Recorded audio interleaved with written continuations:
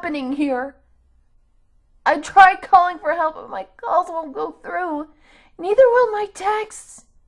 I had come home from work last night at about 7 p.m. I put my keys on the counter and made my way to the bathroom. It had been a horrible day, and I had to hold in my emotions the entire time at the office. I splashed water over my face and just stood there, examining myself. As I stared at my own reflection, I broke down. I sobbed so hard that it became hard to breathe. Everything that could have gone wrong did so. I couldn't take it anymore and just let it all pour out like a broken fire hydrant. After about 5 minutes of continuous sobbing, I took a deep breath and composed myself. I looked up at my reflection and noticed that something was wrong. I was smiling, but I wasn't. I know I wasn't. I just had to feel my own face, and there was nothing even close to a smile. What the hell? I said to myself, feeling my cheeks and lips to make sure I was not doing it involuntarily. I soon realized that the facial expressions on my face and that of my reflection were not the same at all. I became immediately unnerved.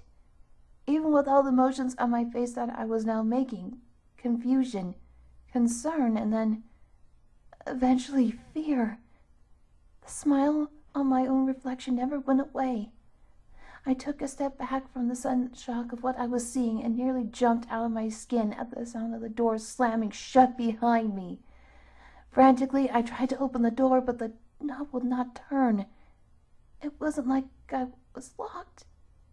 It was as though it was frozen in place, like some invisible force which, stronger than I was keeping it stationary.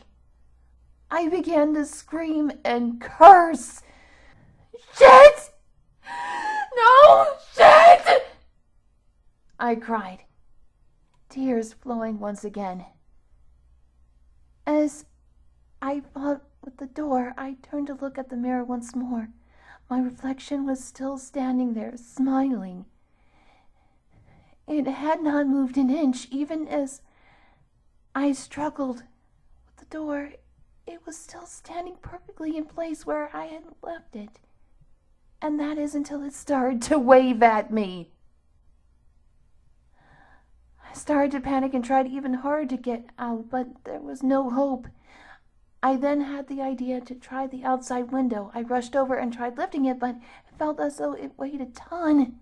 I screamed in frustration as well as an attempt to get someone to hear me as I began to beat the glass with my fist, but it would not budge or break. I stopped to catch my breath, gripping my hair in anxiety. Suddenly I began to hear tapping. Quivering, I slowly turned to face the mirror again. My reflection was tapping on the glass from the other side. I began to notice that certain features were changing into something very different from my own. For one, instead of my French-tipped fingernails, I had was what appeared to be sharp black claws that resembled the talons of a raven. The speed of the tap began to increase more and more, faster and faster. My heart began to beat faster as well. One other difference in my reflection was the eyes, which were now a deep purple and slit like that of a cat. I also began to notice that the teeth were jagged and sharp like a piranha. The skin was now pale white like bone, and what was once strawberry blonde hair was now jet black. I screamed and screamed as I resumed attempting to escape, alternating between trying to break down the door and trying to smash open the window. Nothing would work. I was trapped in between my claustrophobia and constant tapping, and the thought of being in here was some sort of mirror demon. I was beginning to lose it. After about an hour, I had given up. I sat in a corner of the bathroom and just stared at the mirror. From the angle of where I was, I couldn't see her face, and I was pretty sure she couldn't see me either. I could, however, still see her long black talons still tapping on the glass. After about another hour, I heard a sound that made my heart all but stop. I heard the tiny sound of a crack, and then the tapping ceased. With my breathing heavier than ever, I slowly stood on my feet and faced the mirror. My reflection was still standing there, still with that horrible smile, but she had stopped tapping. Instead, she had her pointer finger against the glass where I could see a tiny crack. I stared at it in disbelief and then looked up into her deep purple demon eyes. She winked at me, and I could faintly hear the sounds of raspy laughter. Suddenly she began tapping again, harder and faster than ever. I shook my head and backed away against the wall. I began to scream and cry again.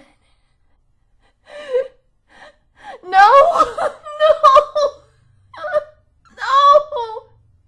This can't be happening! No!